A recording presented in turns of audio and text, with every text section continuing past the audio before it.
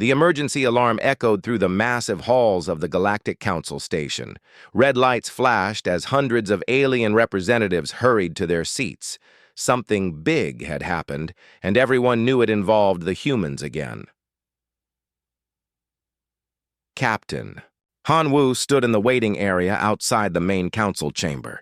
His dark blue uniform was perfectly pressed, but his face showed he was tired. Behind him, Admiral Park Soon paced back and forth like a caged animal. She had flown here directly from the battle zone, and her uniform still smelled like smoke. "They called us here fast," Park Soon said, stopping her pacing. "Too fast. This isn't going to be good news." Han Wu nodded. He had been the human representative to the council for 5 years. He knew how these meetings worked. When they called emergency sessions, it usually meant someone was angry about what humans had done. Dr. Kim Sol joined them from the medical bay, where she had been treating wounded survivors. Her usually neat hair was messy, and her hands were stained with alien blood.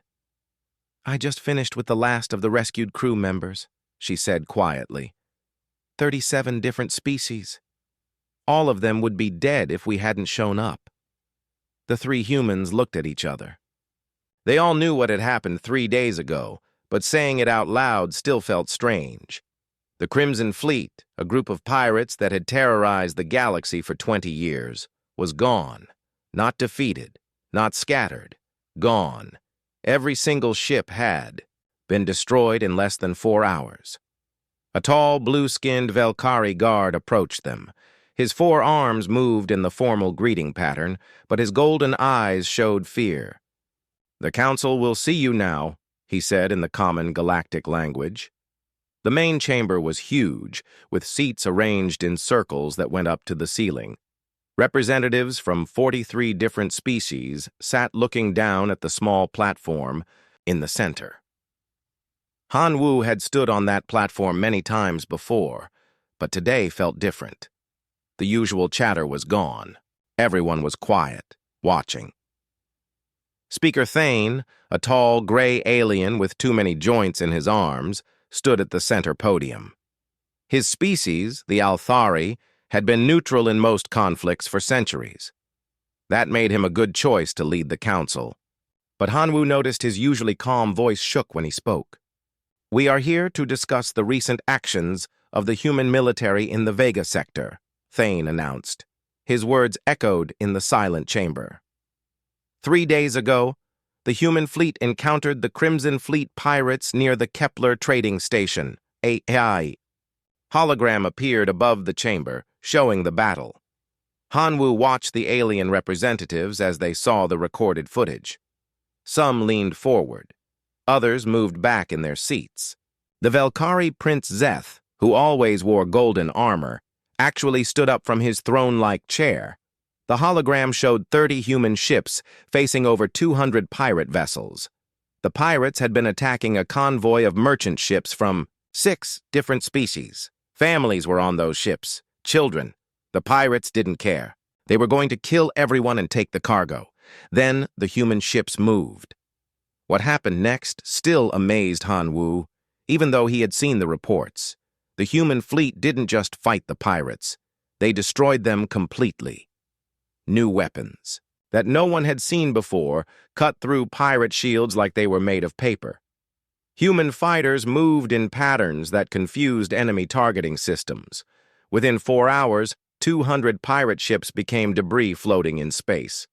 But it wasn't just the speed of the victory that scared the aliens. It was how efficient it had been.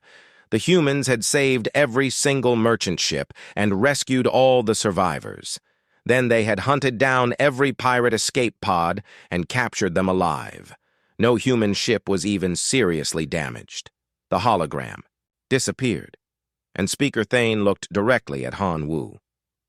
"Captain, please explain how your species was able to achieve such a complete victory." Han Wu stepped forward. He knew this question would come. "We used new shield technology combined with improved targeting systems. Our fighters worked together using advanced communication networks.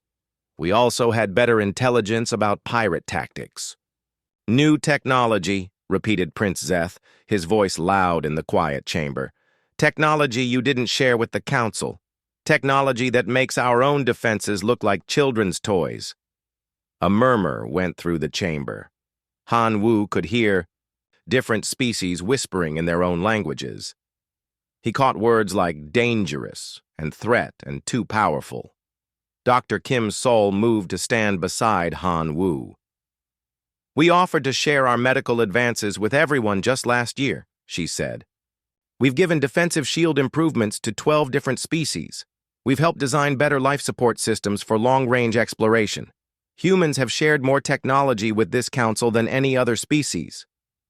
"Defensive technology," said a voice from the upper seats. It was Counselor Vex from the Thraxian Coalition, the merchant species that controlled most galactic trade. "But not weapons technology, not military secrets. You keep those to yourselves." Admiral Park soon couldn't stay quiet anymore. She stepped forward, her voice sharp. "We keep military secrets because every time we share something, someone tries to use it against us. The Morvani tried to reverse engineer our fighter engines to build attack ships. The Zelkron attempted to steal our communication codes. The Brevak actually asked us to help them design weapons to use against their neighbors." The chamber erupted in angry voices. Different species shouted at each other in multiple languages. Some defended humanity, but more seemed to be on the other side. Speaker Thane raised his long arms for silence. When the noise finally stopped, he spoke again. "The concern is not what humanity has done in the past. The concern is what humanity might do in the future. Today, you destroyed the Crimson Fleet completely. What happens when you decide a member species is your enemy?" Han Wu felt something cold in his stomach. This wasn't just about the pirates anymore. This was about fear. The other species were afraid of humans, and fear made people do stupid things. "We've been part of this council for 50 years, Han Wu said, trying to keep his voice calm. "In that time, we've fought 17 wars. Every single one was to defend other species or protect innocent people. We've never started a conflict. We've never attacked anyone who wasn't attacking us first." "But you could," said Prince Zeth. "That's the problem. You could destroy any of us, and we couldn't stop you." The voting happened faster than Han Wu expected. Species after species stood up and announced their decision. The Velkari voted first, demanding humanity's removal from the council. The Thraxians followed. Then the Quantari, the Bruxi, the Meridians. When it was over, the vote was unanimous. 43 species had voted to expel humanity from galactic civilization. Speaker Thane looked sad as he announced the result. "By unanimous decision of the Galactic Council, humanity is expelled from all galactic territories, trade agreements, and mutual defense pacts. You have 6 months to remove all human presence from Council space." Han Wu stood in the center of the chamber, looking up at hundreds of alien faces. Some looked guilty. Others seemed relieved. A few appeared angry, but not at the decision. They were angry at humanity for making them feel afraid. He took a breath and spoke his final words. "To the Galactic Council. We came to the galaxy in peace 50 years ago. We shared our knowledge, our culture, our friendship. When pirates attacked your trade routes, we hunted them down. When natural disasters threatened your colonies, we sent aid. When ancient weapons threatened to destroy entire systems, we found ways to stop them." His voice got stronger as he continued. "We never asked for anything in return, except to be treated as equals. Instead, you've decided we're too dangerous to exist alongside you. Fine. We'll leave. We'll take our ships, our people, our technology, and our friendship. And we'll go." Han Wu looked around the chamber one more time. "But remember this moment. Remember that you had humanity as an ally, and you chose to make us strangers instead. We won't be coming back to clean up your messes anymore." The 3 humans walked out of the chamber together. Behind them, the aliens sat in uncomfortable silence, already beginning to wonder if they had made a terrible mistake. The last human transport ship lifted off from Kepler Station exactly 6 months after the Council vote. Engineer Li Jin watched from the cargo bay window as the station grew smaller behind them. She had spent 3 years there, working with alien engineers to improve their power systems. Now all her work was being left behind. "It's strange," she said to nobody in particular. "We built half the systems on that station, and now we're not allowed to maintain them anymore." Commander Yoon Hae floated over to join her at the window. In the zero gravity of the transport bay, moving was easy, but his expression was heavy. "The Quantari engineers say they can handle it," he said. "They studied our designs for 2 years. They think they understand how everything works." Li Jin almost laughed, but it wasn't funny. The power systems she had designed were more complex than they looked. They needed regular adjustments and careful monitoring. The Quantari were smart, but they thought like machines. Human engineering was different. It was flexible, creative, sometimes even messy, but it worked. "How many stations have we evacuated?" she asked. "Kepler was the last one," Yoon Hae replied.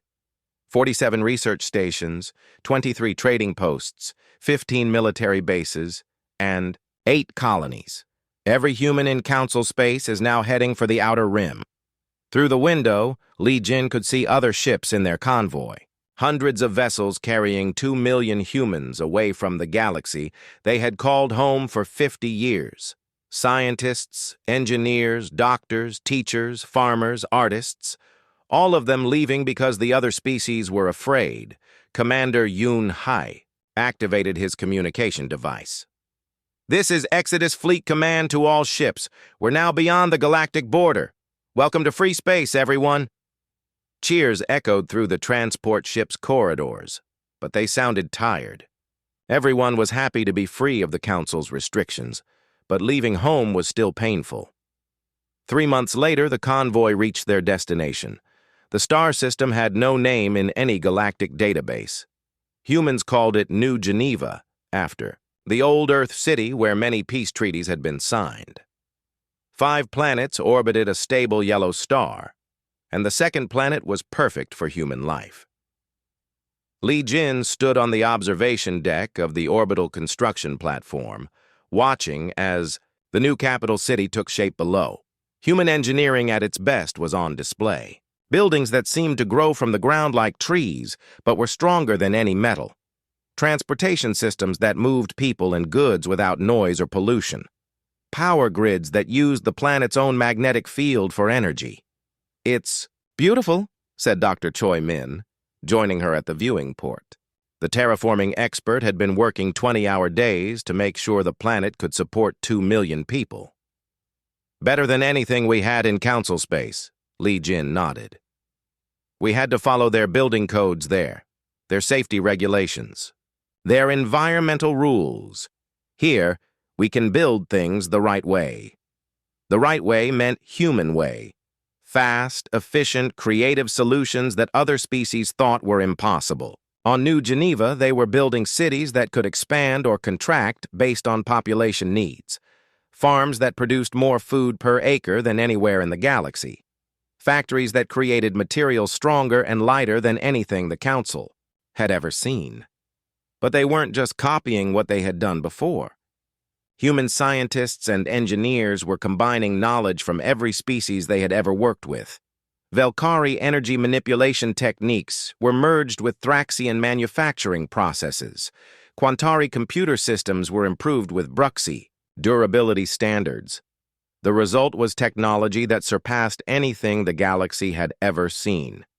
"News from the galaxy," announced Commander Yoon Hae over the communication system. "Trade route attacks are up 30% since we left. The Crimson Fleet might be gone, but other pirate groups are getting braver." Li Jin wasn't surprised. For 50 years, human rapid response fleets had kept the trade routes safe. When pirates attacked a convoy, human ships would appear within hours. The pirates learned to avoid routes that humans patrolled. Now, those patrols were gone. Dr. Choi Min pulled up a holographic display showing galactic news reports. "Look at this," she said. pointing to a report from the Vega sector. "The same area where we destroyed the Crimson Fleet.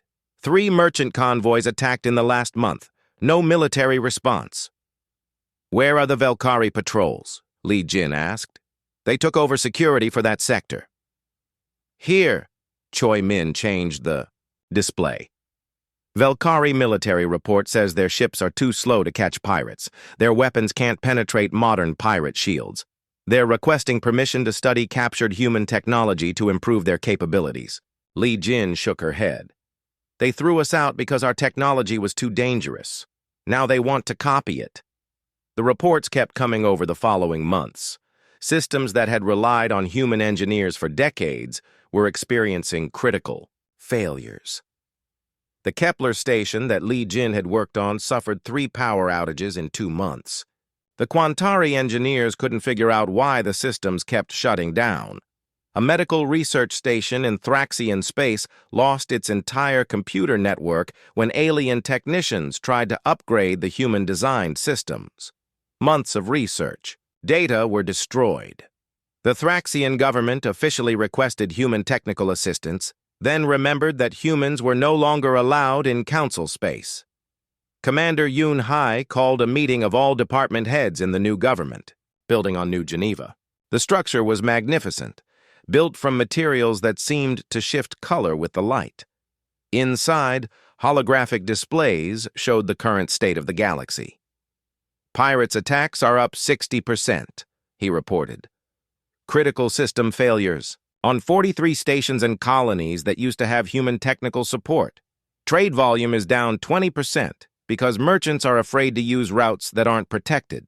Engineer Li Jin studied the data. "They're learning that we weren't just fixing their problems. We were preventing them from happening in the first place."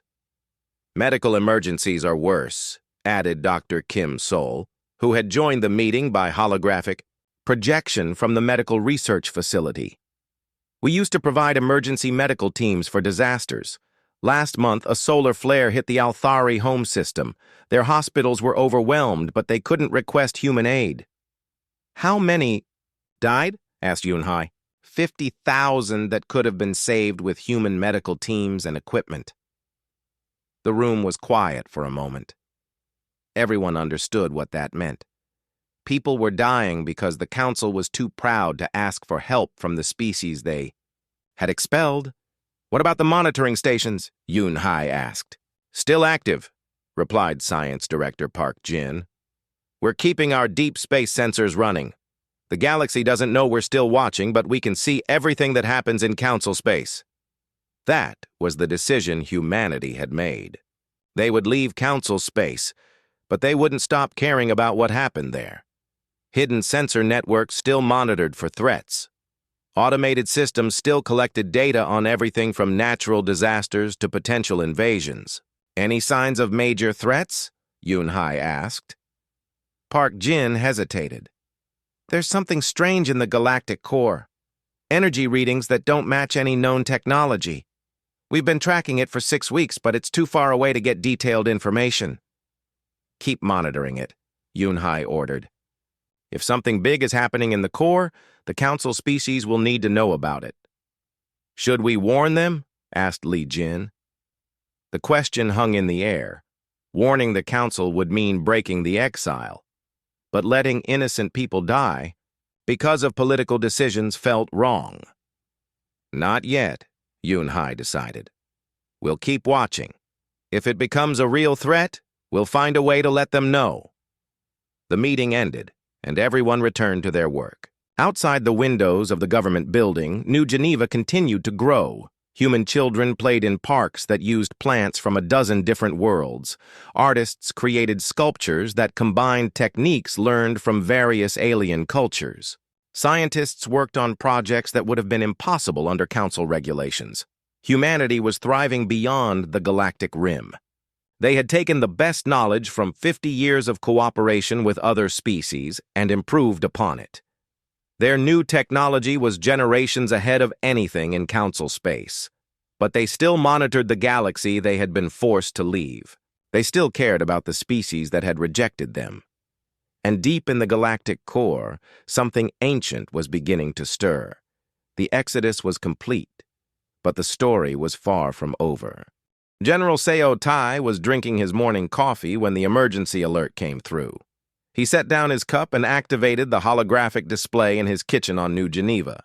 What he saw made his blood go cold. The galactic core was burning. Not literally burning, but something was wrong. Very wrong. Stars were disappearing from the display one by one. Where thriving solar systems had existed for millions of years, there was now nothing but empty space. His communication device buzzed. "General, we need you at the command center immediately," said Commander Yoon Hai's voice. "Bring Dr. Kang. Bo with you." Seo Tai was dressed and out the door in 5 minutes. He had been humanities military advisor to the Council for 10 years before the Exodus. He knew how to recognize a crisis, and this was the biggest one he had ever seen. Dr. Kang. Bo was already at the command center when he arrived. The expert on ancient alien technologies looked worried, which was never a good sign. Kang Bo was the kind of person who stayed calm during asteroid impacts and alien invasions. If she was worried, everyone should be terrified. "Show him what we found," Yoon Hai said to the technician operating the main display. The hologram showed the galactic core in detail. Red dots marked the locations where star systems had vanished in the last month. There were dozens of them, all following a pattern that spiraled outward from the center of the galaxy. "It started 5 weeks ago," Kang Bo explained. "One star system just disappeared. We thought it might be a sensor error, but then it happened again. And again. Something is consuming entire solar systems." Seo Tai studied the pattern. "How fast? Is it moving?" "Faster each day," replied the technician. "At first, it took a week to consume one system. Now it's happening every 6 hours. What's doing this?" Seo Tai asked, though he was afraid he already knew the answer. Kang Bo activated another display. "We detected this signal coming from the affected area." The speakers filled with a sound like metal scraping against metal, mixed with electronic noise that hurt to listen to. "I've heard that before," Seo Tai said quietly. 20 years ago, during the Meridian excavation project, we found ruins of a civilization that was destroyed 50,000 years ago. The records mention something called the Devourers. Everyone in the room turned to look at him. Commander Yoon Hai leaned forward. "What exactly are the Devourers?" "According to the ruins, they were artificial intelligences created by a species that died out long ago. The AIs were designed to harvest resources and expand their creator's empire. But something went wrong. They kept harvesting and expanding even after their creators were gone." Dr. Kang Bo pulled up her research files. "I remember that project. The ruins showed images of machines that could break down entire planets for raw materials. We thought it was just ancient legend." "Apparently not," Seo Tai said grimly. "The question is, why did they activate now?" The answer came from the communications technician. "General, we're receiving reports from our sensor network throughout the galaxy.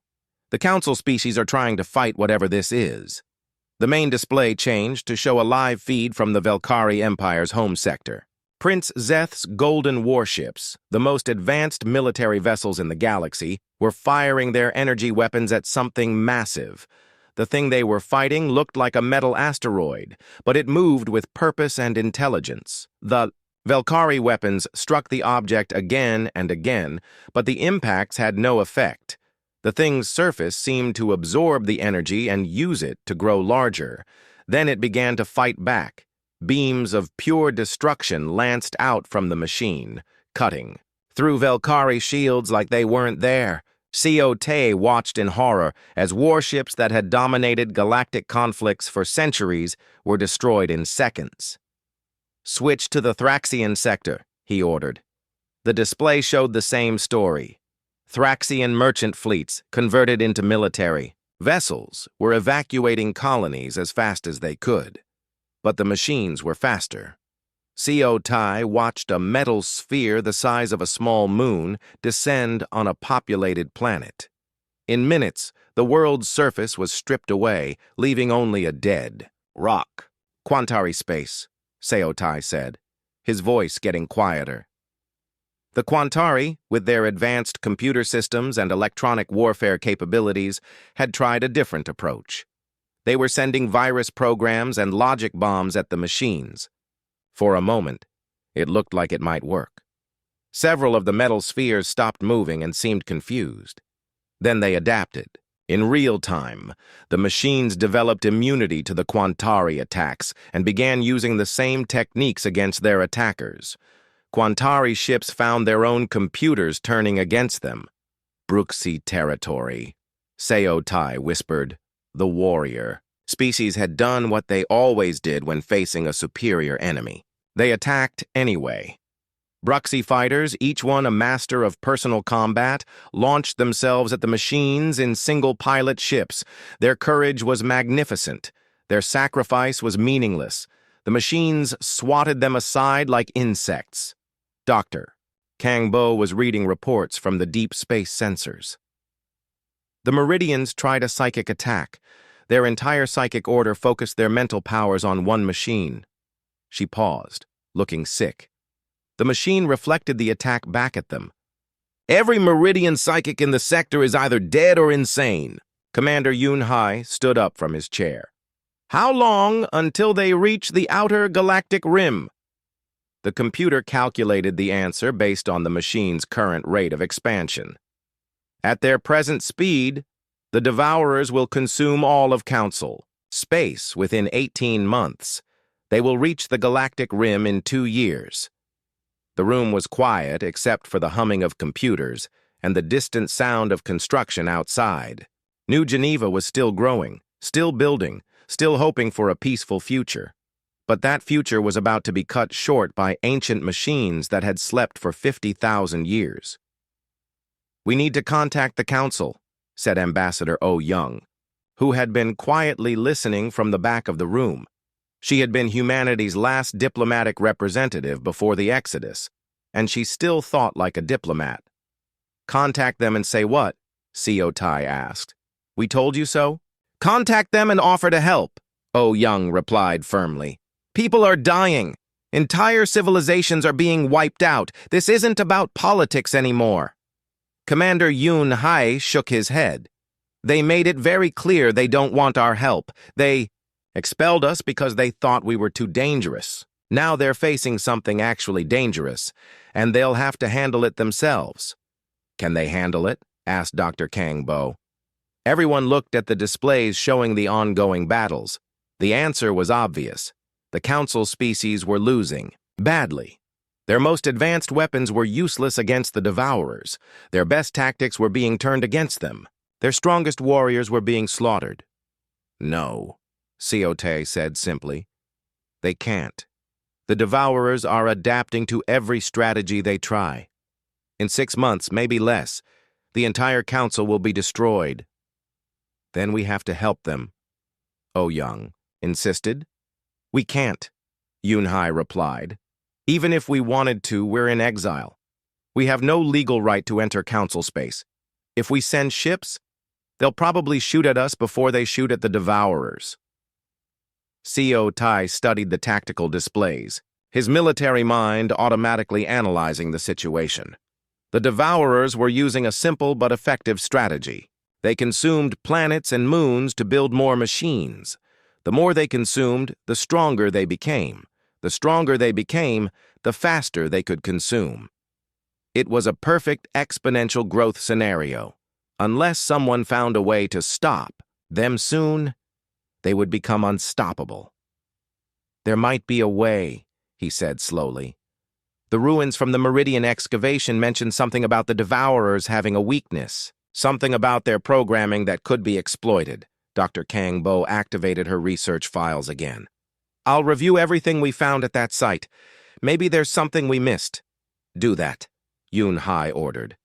But remember, we're not the Galactic Police anymore. The Council made sure of that. If they want our help, they'll have to ask for it. As if summoned by his words, The communication system activated.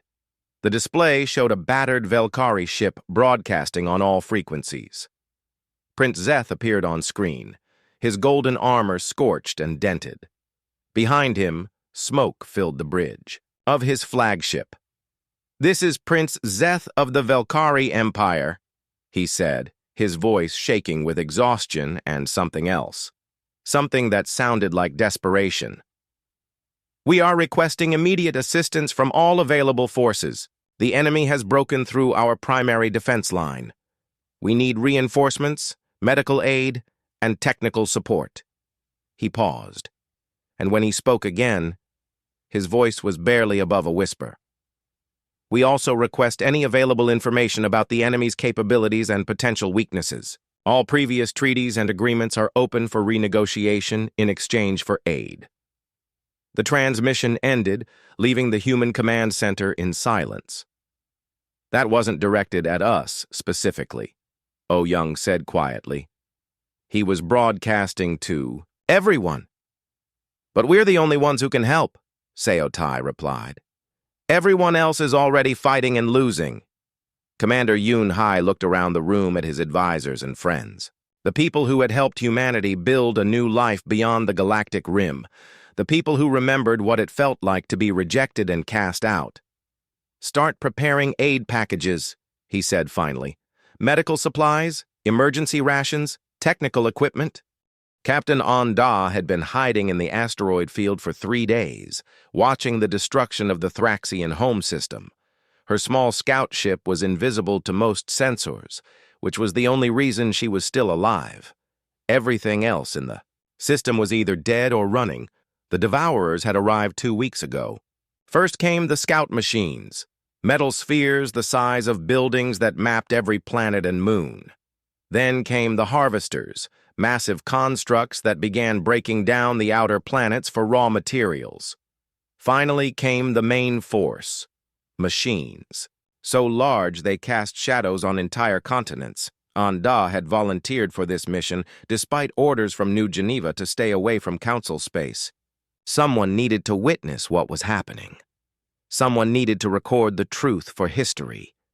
She just hadn't expected the truth to be so horrible. Through her ship's sensors, she watched the Thraxian evacuation fleet trying to escape the system. Hundreds of merchant ships loaded with refugees, protected by every warship the Coalition could spare. It wasn't enough. The Devourers moved to intercept them with casual efficiency. Her communication system crackled with desperate transmissions. "This is Coalition command to all ships. Execute emergency jump to designated safe coordinates. Leave nothing behind." But there was nowhere safe left to go. The Devourers had consumed half the galaxy in 6 months. What had started as isolated attacks in the galactic core had become an unstoppable wave of destruction rolling outward. System after system fell silent, their populations either dead or scattered to refugee camps that were themselves under constant threat. Onda started her ship's engines and began following the evacuation fleet at a safe distance. She had spent the last month documenting the fall of 3 different civilizations.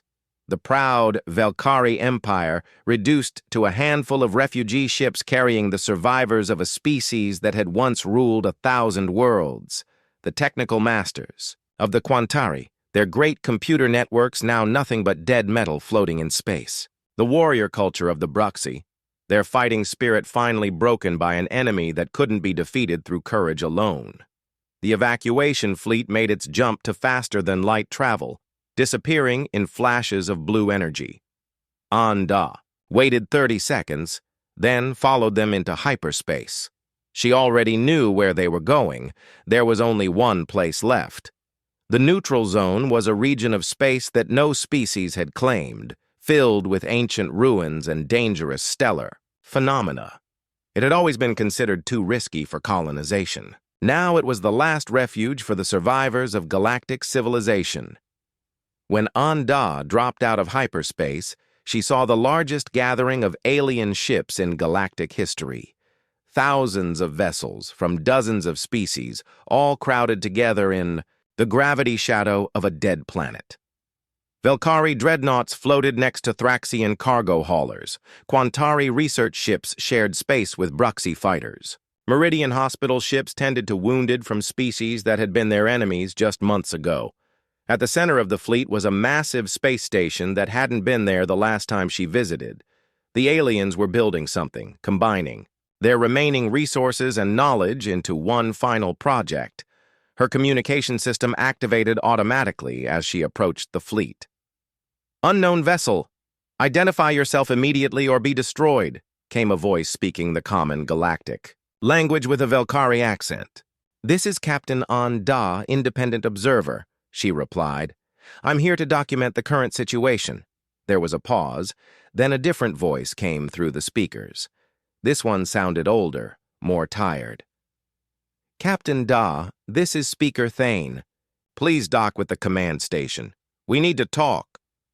Da recognized the name. Thane was the Althari who had led the council session that expelled humanity 5 years ago. She wondered if he remembered her. She had been in the audience that day, watching as her species was cast out of galactic civilization. The docking bay of the command station was crowded with ships from every surviving species. Repair crews worked frantically to fix damaged vessels, while medical teams treated refugees. Everyone moved with the desperate efficiency of people who knew they were running out of time. Speaker Thane met her at the airlock. He looked older than she remembered, his gray skin marked with stress lines, and his usually perfect robes torn and stained. Behind him stood other alien leaders she recognized from news broadcasts.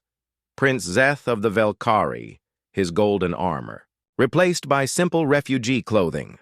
Counselor Vex of the Thraxians, her trading empire reduced to a single cargo ship. General Crix of the Bruxy, the greatest warrior in their history, now commanding a handful of survivors. "Captain Da," Thane said, his voice formally polite but strained. "Thank you for coming. We have a request to make." They led her through the station to a meeting room that had been hastily constructed from salvaged materials. The walls were covered with tactical displays showing the current state of the galaxy. Most of it was red, indicating areas under Devourer. Control. The small patches of green, representing free space, were shrinking every day. 60% of the galaxy is gone, Prince Zeth said without introduction. 2 trillion beings are dead. Civilizations that existed for tens of thousands of years have been erased in months. Counselor Vex activated a holographic display. "We've tried everything. Military force, electronic warfare, psychic attacks, even attempting to negotiate with them. Nothing works.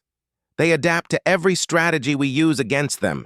General Crix slammed his fist on the table. "My warriors died for nothing. Our greatest heroes couldn't even slow them down." Speaker Thane looked directly at Da. "We need to contact humanity." The words hung in the air like a confession of failure.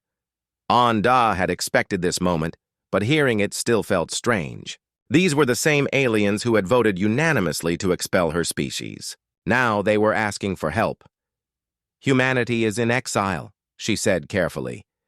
"The Council made that very clear 5 years ago." "The Council doesn't exist anymore," Thane replied. "Most of our governments are gone. Our military forces are destroyed. Our colonies are empty ruins. We're not speaking as representatives of galactic civilization. We're speaking as survivors asking for help." Prince Zeth stepped forward. "We know we have no right to ask this. We know we treated humanity badly, but billions of innocent people are still alive in refugee camps and hidden colonies. They don't deserve to die because of our mistakes." Da studied the alien leaders. She had followed their careers for years through news reports and diplomatic briefings. Prince Zeth had been known for his arrogance and his belief in Velkari superiority. Counselor Vex had been famous for her cunning business deals and her distrust of non-Thraxian species. General Crix had built his reputation on never retreating from any battle. Now they stood before her, humbled by defeat and desperate for salvation. The irony wasn't lost on her. What exactly are you asking me to do? She said. Find humanity, Thane said. We know they left council space, but we don't know where they went. We've sent search parties, but they all came back empty-handed. You're human. You might be able to contact them. And then what? Assuming I can find them, what makes you think they'll help you? The alien leaders looked at each other. It was Counselor Vex who answered. Because they're human, she said simply. In 50 years of working with your species, we learned one thing about you. Humans don't abandon people in need, even when those people have wronged them. We're hoping, added Prince Zeth, that humanity is better than we are. Anda felt a bitter laugh rising in her throat, but she held it back. These aliens had spent years fearing humanity's military power, their unpredictable nature, their dangerous technology. Now they were hoping those same traits would save them. I can try to contact them, she said finally, but I can't promise anything. Humanity has been building a new life beyond the galactic rim. They might not want to get involved in galactic affairs again. Please, said Speaker Thane, and the word sounded strange coming from the alien who had once announced humanity's expulsion with such formality. We're not asking as politicians or military leaders. We're asking as people who want to live. General Crix pulled up another display showing the Devourer advance. Our best estimates give us 6 months before they finish consuming all remaining inhabited systems. After that, they'll expand beyond the galactic rim. Humanity won't be safe either. That was the argument that convinced her. Even if humanity wanted to ignore the galactic crisis, the Devourers wouldn't stop at the galaxy's edge. They would keep expanding, consuming everything in their path until they reached New Geneva itself. I'll need a ship, Anda said. Something fast and long range. Take mine, Prince Zeth said immediately. It's the fastest vessel in the fleet. I'll need supplies for a month-long journey. Anything you want, Counselor Vex promised, and I'll need a message to carry. Something more than just, please help us. Humanity will want to know exactly what they're dealing with and what you're asking them to do. Speaker Thane nodded. We've prepared a complete briefing on the Devourer threat, including all our tactical, data, and research findings. We're also prepared to offer humanity anything they want in exchange for their aid. Territory, resources, technology, political authority, everything is negotiable. Everything except what matters most, Anda said. Quietly, what do you mean? President Ko-Na stood at the window of her office in New Geneva's Capitol building, watching the emergency session of the human colonial government below. Representatives from every human colony and station were present, either in person or by hologram. The debate had been going on for 6 hours, and emotions were running high. Captain Anda had arrived 3 days ago with her message from the alien survivors. The news of galactic destruction had shocked everyone, but the request for help had divided humanity down the middle. They cast us out like criminals, shouted Representative Park Min from the mining colonies. They called us dangerous and told us to never come back. Now they want us to risk our lives to save them? Children are dying, replied Dr. Kim Sol from her position at the medical council table. Billions of innocent people who had nothing to do with the council's decision. Are we going to let them die because we're angry at their leaders? Fleet Admiral Bei Jun activated the tactical display that dominated one wall of the chamber. This isn't just about helping them, he said in his calm military voice. The Devourers won't stop at the galactic rim. Our xenobiology experts estimate they'll reach our space within 5 years. We're going to have to fight them eventually. Then we fight them here, Park Min responded. On our terms, with our defenses. Why should we waste resources helping people who never helped us? President Ko-Na had been listening to the debate without speaking, but now she stood up. The chamber gradually fell silent as all eyes turned to her. I want to tell you a story, she said, her voice carrying clearly through the room. It's about my grandmother who lived on Earth during the old wars. Her city was bombed, and she was trapped under the ruins of her house for 2 days. She paused, looking around at the representatives.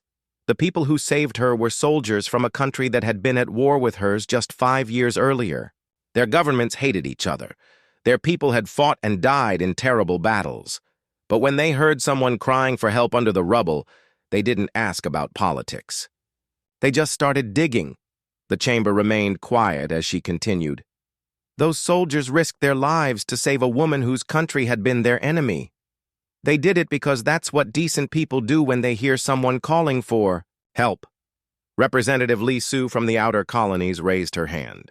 Madam President, with respect, this situation is different. The aliens didn't just fight a war with us. They expelled us from our own galaxy because they were afraid of us. You're right, Ko-Na replied. It is different. It's worse. But that doesn't change the fundamental question we have to answer. When we hear people crying for help, what kind of people do we choose to be? Dr. Lim Sang, the government's chief philosopher and ethicist, stood up from his seat. I've been studying the reports Captain Onda brought us. The situation is clear. If we help the aliens, we save billions of lives and potentially gain allies in the fight against the Devourers. If we don't help them, we save our resources, but guarantee that we'll face the Devourers alone when they reach us. That's assuming. We can actually defeat these things, said Engineer Li Jin from her position with the Technical Council. The reports show that every alien strategy has failed. What makes us think we can do better? Admiral Bei Jun stepped forward. Because we think differently than they do.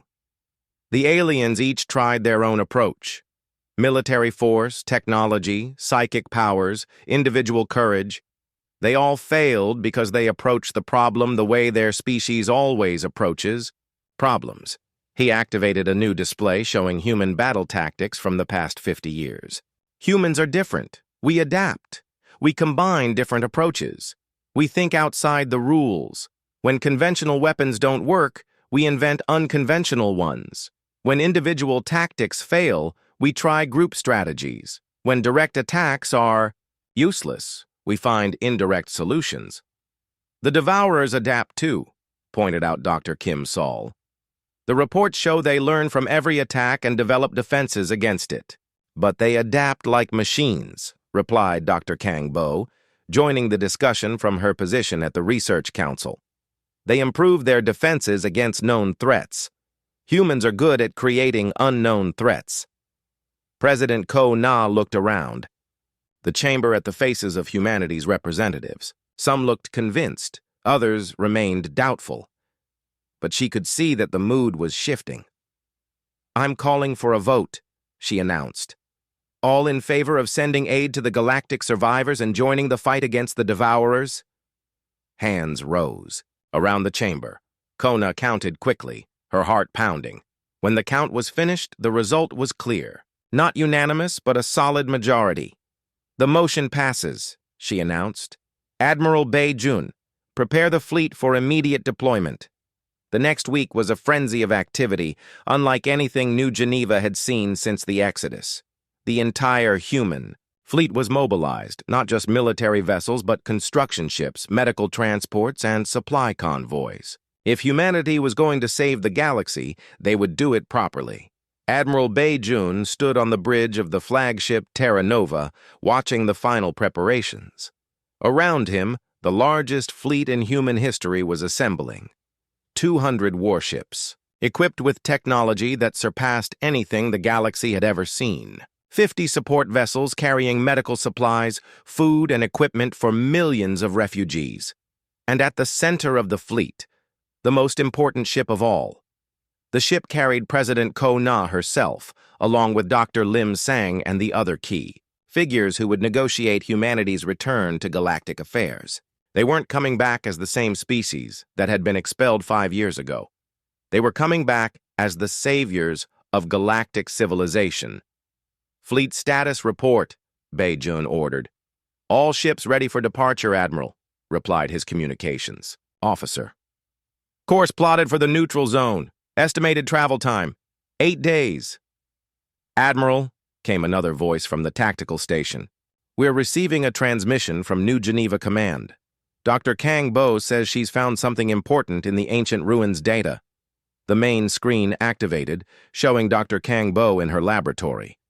Behind her, holographic displays showed complex technical diagrams and alien writing. Admiral, I've been studying the archaeological data from the Meridian excavation, and I found something crucial, she said, her voice excited. The Devourers aren't just harvesting random materials. They're looking for something specific. What? Kind of something? Beijun asked. Quantum resonance crystals. They're extremely rare, found only in certain types of star systems. The Devourers need them to maintain their network connections across galactic distances. Beijun felt a smile forming on his face. Are you saying they have a weakness? Better than that. I'm saying they have a dependency. If we can disrupt their crystal supply, we can break their coordination. Individual Devourer units are dangerous, but manageable. It's their ability to work together that makes them unstoppable. How do we disrupt their crystal supply? Kang Bo's smile was fierce. We blow up the crystals before they can harvest them. I've designed a weapon that can destabilize quantum resonance fields. It won't work against the Devourers directly, but it will deny them the resources they need. Excellent work, Doctor. Can you have the weapon specifications transmitted to the fleet? Already done. Every ship in the fleet can be equipped with the new weapons within 2 days. The transmission ended, and Admiral Beijun felt something he hadn't experienced since the Exodus began. Hope. Real, solid hope that they could actually win this fight. Signal all ships, he ordered. Prepare for jump to hyperspace. It's time to go home.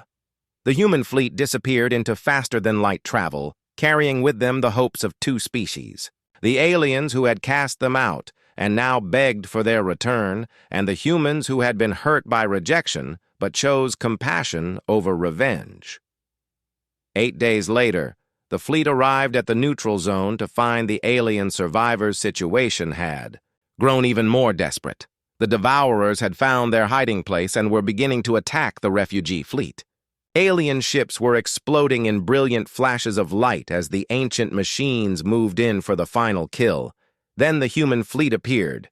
What happened next became legend throughout the galaxy. The humans didn't just fight the Devourers. They destroyed them systematically, using tactics and technologies that the ancient machines couldn't adapt to fast enough. Within 6 hours, the immediate threat was eliminated. But more importantly, the humans brought something the aliens had lost: hope. Medical ships began treating the wounded. Supply vessels distributed food and equipment to the refugees. Construction. Crews started building permanent shelters and defense stations.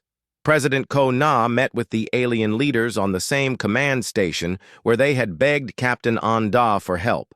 But this time, the conversation was different. We're not here to gloat, she told Speaker Thane and the other survivors. We're not here to punish you for what happened 5 years ago.